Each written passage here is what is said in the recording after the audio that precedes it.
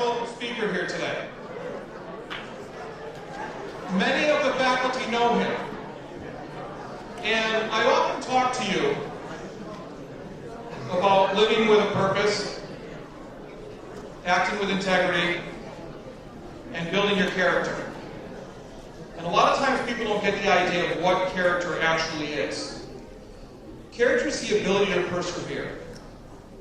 And I thought that this speaker would be a great example of someone who has had some ups and downs, someone who you can probably relate to, all of you, because we've done some other assemblies, everybody from AP students to high-achieving academic students to high-achieving athletes to students who are like, oh, high school, I can't wait till it's over. Okay? So this person talking today is really going to help you relate to the whole high school picture. Because at one point or another, I don't care how good you are at some things, I don't care how bad you are at some other things, at one point or another, if you're honest with yourself, everybody in this room, everyone, has quit at one point or another in life. Has given up on something. I'll wait.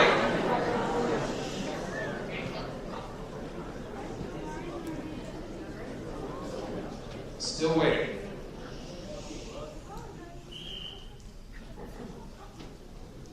At one point or another, if you're honest with yourself, and that's okay that you've quit or given up on something, because the whole idea is to not stop there. We all run into hard times. We all run into problems. The people who are truly successful and make it are the people who say, that's right, I quit on that. Learn from it and put it away. And don't dwell on it. So today we have somebody who graduated here, this very building, in 2007. Not too long ago. And he's got a fantastic story to tell you about his journey through Seekonk High School, where he's been since, and quite possibly where he's headed. And he wants to deliver this message to you because he feels it's important that students get this message of continuing on with their life, working hard, working through their mistakes, their stumbles, and being successful. So if you would do me a favor and give me a warm welcome to Jeff Emond.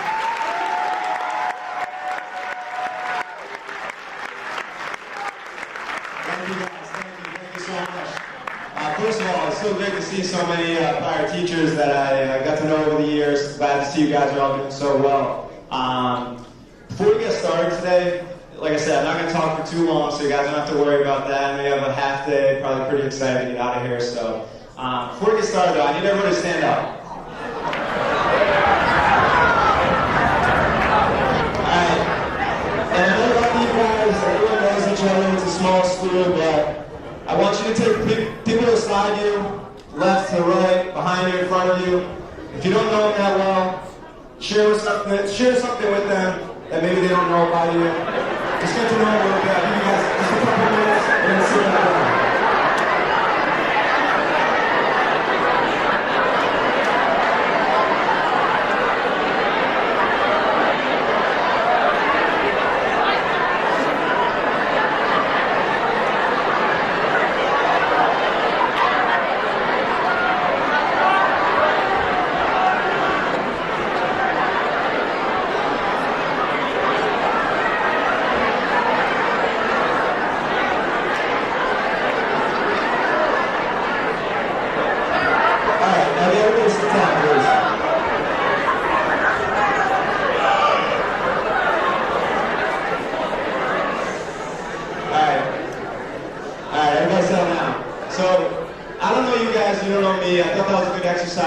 Maybe you get to know someone you don't know that well.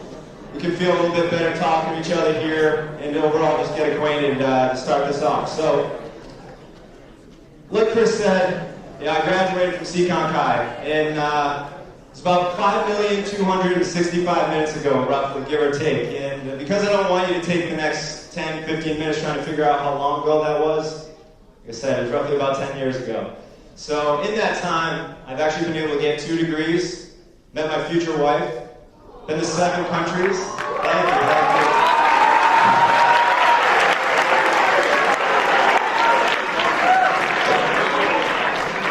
That's what she says, yes. Been to 7 countries. I've been part of the world's largest technology acquisition. I'm now in a successful sales position at a company called EMC right up the road in Franklin, Massachusetts. And at the age of 27, last year, I made 6 figures. So, it's great to talk about all your accomplishments, right? Everyone's so happy about everything they're able to accomplish in life, and you can be very proud of those accomplishments. But it's the failures that I've gone through in my life that really make me most proud. It all started for me back in 5th grade. Now, I don't know how long ago that was for a lot of you guys, but it seems like forever ago for me. And it's at a pretty early age. And I found myself in the back of a police car. And I know it sounds at a pretty early age to be in the back of a police car, but I still remember that day like it was any other. Summer morning, got up, jumped on my bike with my buddies in the neighborhood like we did every day. And we were out riding our bikes. We came up to a side street. The chain fell off my bike. I pulled over the side of the road. I was trying to fix it. My friends kept going. I didn't know what they were up to, but they started throwing rocks through a car window, just destroying me. It looked like bullet holes going through glass. It was a pretty nasty sight. And they kept doing it. I didn't know why they did that, but they just continued to do it. They were just destroying this car for no reason. And then someone found out, called the cops. We were off pedaling back to my house, of course, to try to get away, like that was going to do something. Well, about 20 minutes later, the cops showed up, and like I said, I was in the back of a police car with my friends in 5th grade, crying our eyes out, wondering what we were going to do next. We knew we were in big trouble. And those same friends went on to get into quite a bit of trouble over the years, like doing things like graffiti, getting into drugs at an early age, selling drugs, getting into a lot of trouble, getting into fights. And some of them even had trouble graduating from this same very high school. And I know you think of CCON, people don't graduate, but it's true. And the kids in my neighborhood really weren't the best crowd to surround myself with. It was at that point in my life I had a choice. Was I going to keep going down the path that's leading me to destruction and a lot of bad things that are occurring in my life? Or am I going to think for myself? Am I going to figure out what path I want to choose, right from wrong, and where I'm going to go? Well, anyways, I learned a lot from that day in the years that followed, but shortly after that, a little bit of a separate story here, my father actually lost his job. My family struggled financially the next few years. I still remember the sight, looking at my mom as she left for work at 4 in the morning, came home at 4 at night, gave me a kiss on the cheek, walked into her bedroom, and then left. She didn't come back till around 9, 10 at night. She was working 2 jobs at the time, just to make sure I could continue to play sports.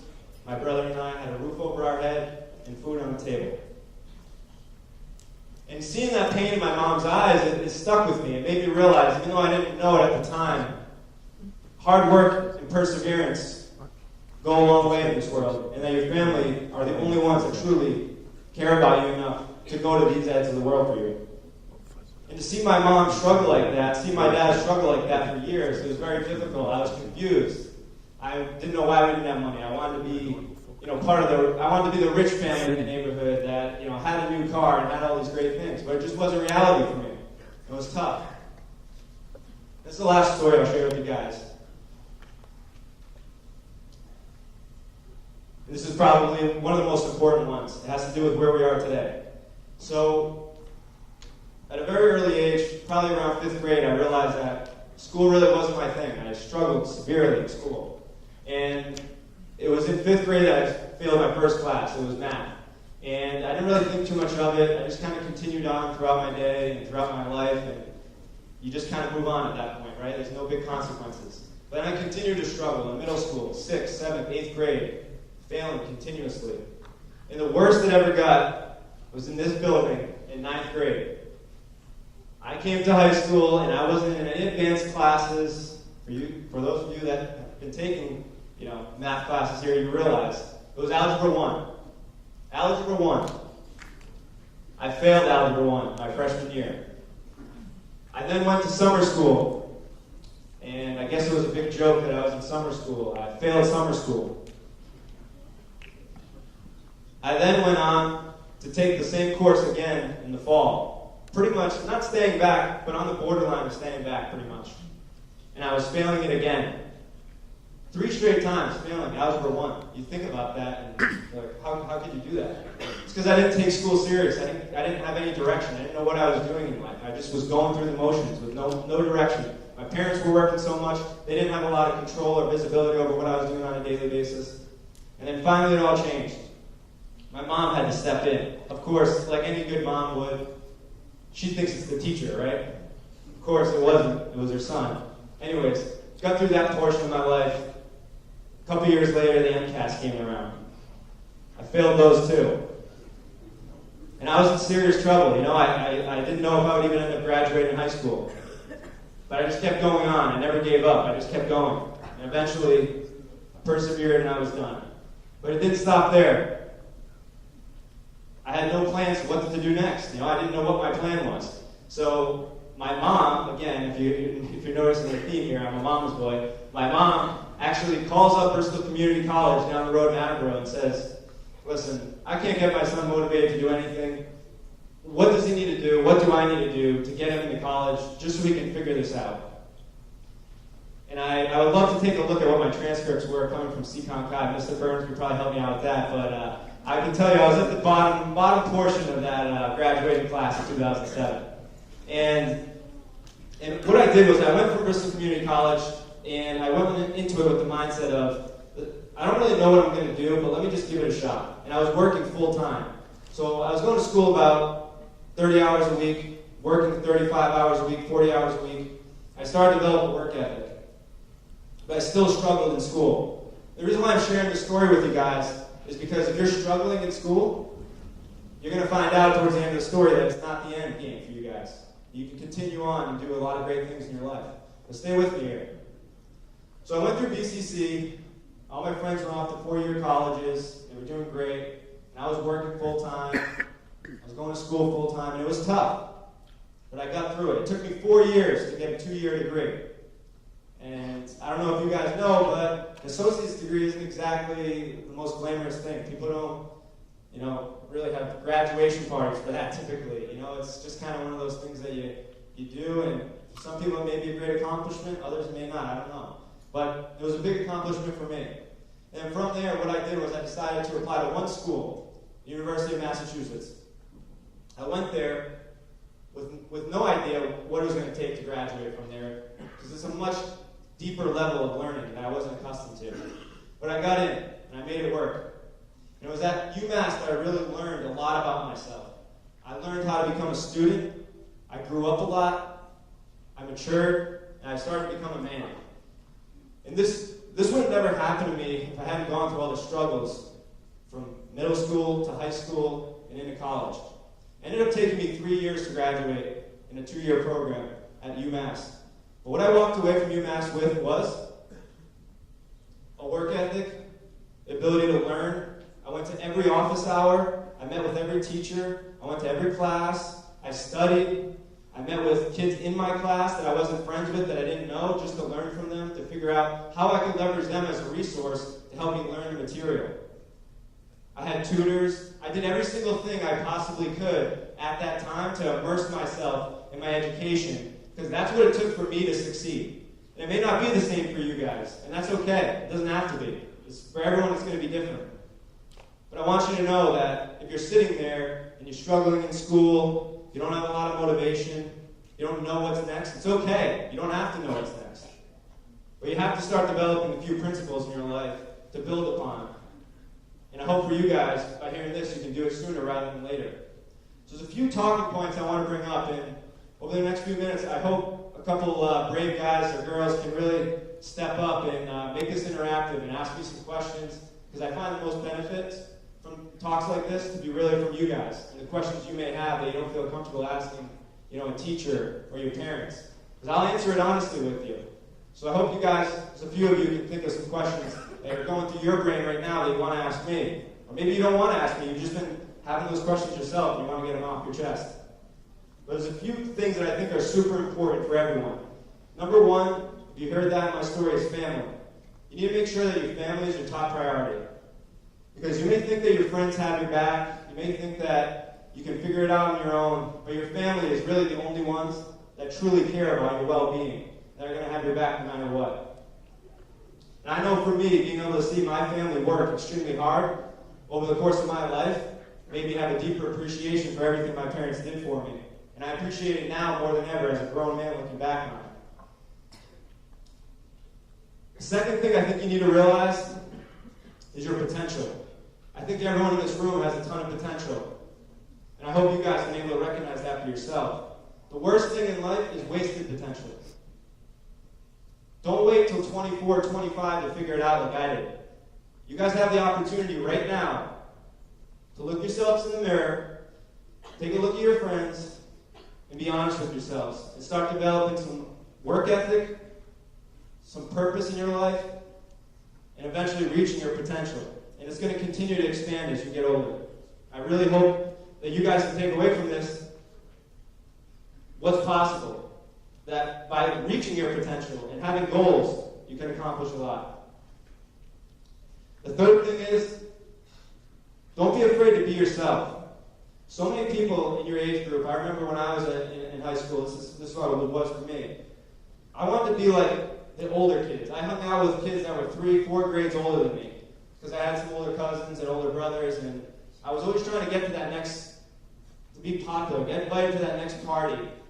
I never cared about school, and really I thought I was, I was cool because of that. And really looking back on it, there was probably people laughing at me, saying, this kid is failing in school, he's never around because he's always out partying with his friends, and he doesn't really have any goals. Is that someone I even want to be around? And I thank my friends at the time for sticking by me because, luckily I was able to have some good friends I still have to this day. But don't be afraid to be yourself. You got to see these socks right here? Pretty goofy looking pink socks. Hey, these are my happy socks. I'm okay with being myself. I'm comfortable being myself.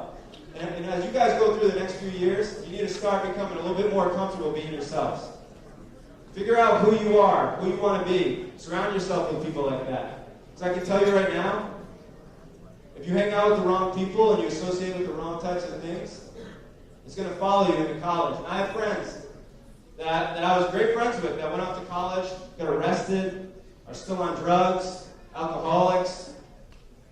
It's not a good place to be, guys. So surround yourself with people that you want to be like, and find mentors that can help you get there.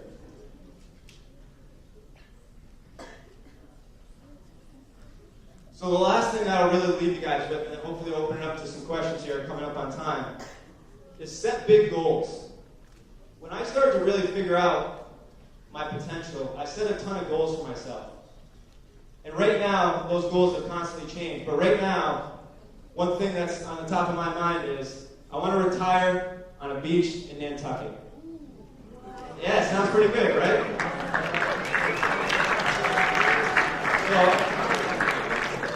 So it's my favorite place on earth. I want to retire on a beach in Nantucket. But not only do I want to retire on a beach in Nantucket, I want to have a house big enough where my family can go there and have a place to stay for the entire summer with no worries.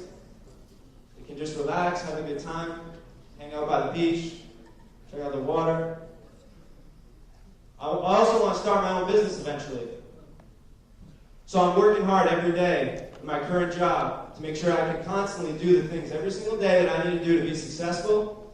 So eventually, I can build up the ability to start my own business, to be my own boss, and to have the things in life that I want.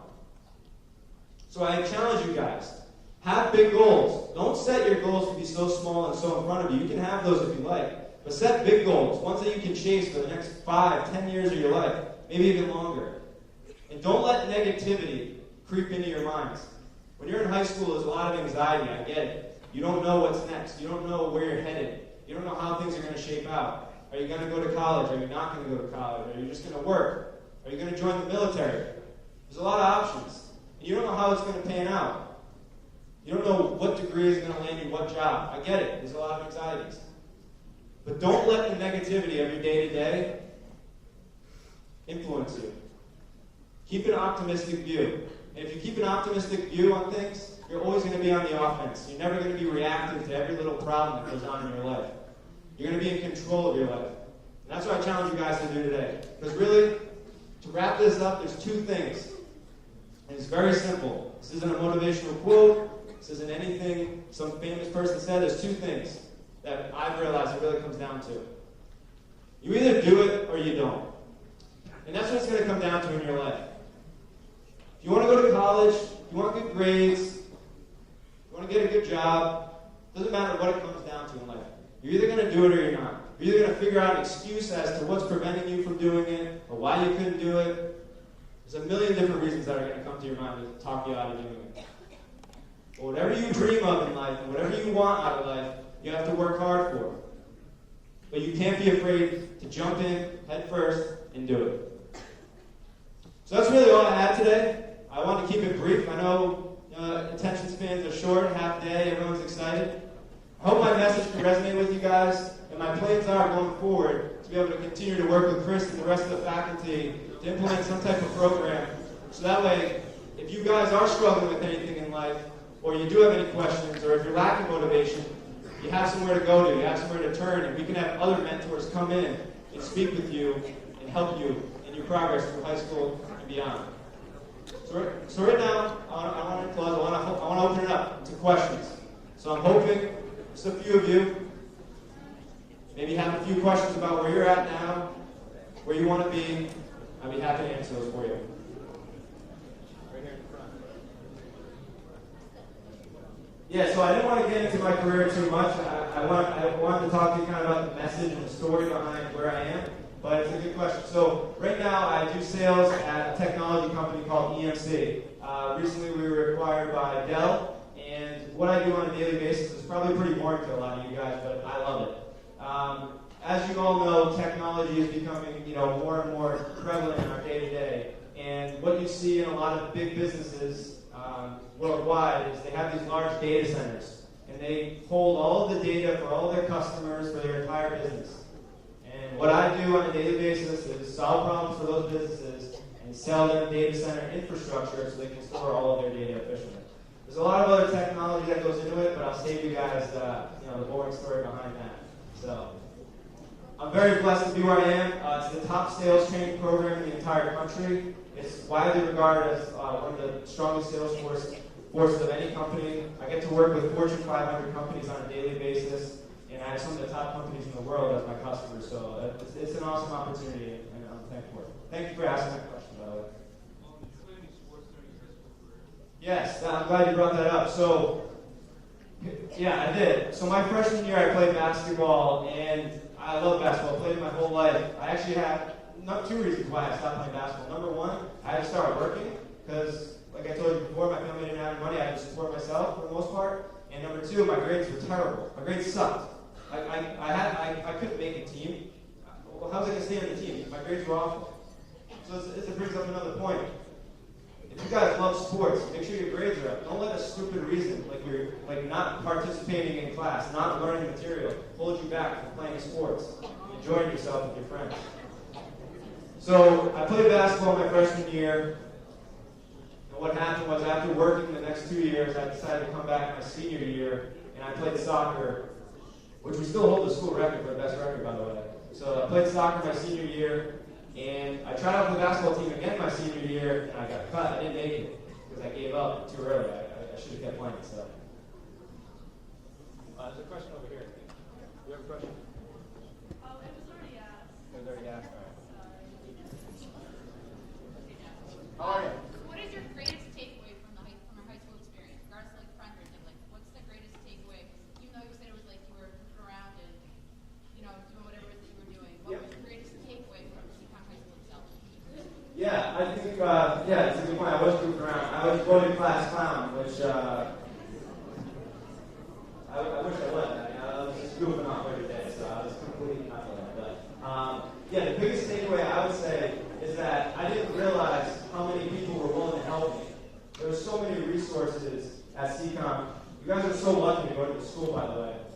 I've talked to a few other schools, and there's so many kids that their high school experience is so much worse than you guys. They have to worry about violence, guns. It's crazy. So you guys are so lucky to be going to Seacon High School. You have so many faculty and staff that are willing to help you guys out with anything you have. whether it's personal or educational. And I think that was my biggest takeaway, was looking back on it, I had so many people that were willing to help me, and I didn't use them. I didn't network with them. I was off my own little world. What's the teacher that made the biggest impact? It's a good question. What do you think about that? That's what you say. Careful. I was going to say, where's Keegan?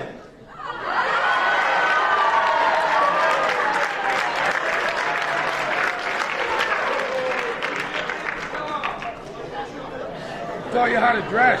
Keegan, one of your pieces of advice, I know I gave you a tough time my senior year, but hey, one of your pieces of advice, if you want to be a gentleman, get a blue blazer. So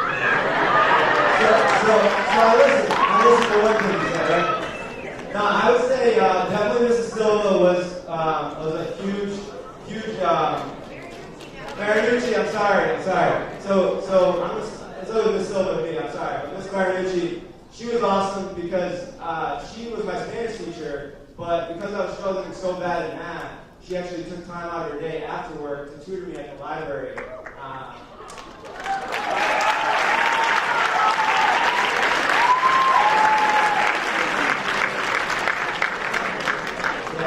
I mean, there's so many. I could list, looking back on it, there were so many awesome teachers that made a great impact on my life. I just didn't realize it at the time. Yeah, so I hope you guys can realize it now. We have a lot of really great people surrounding you that have been through it and can really help you out.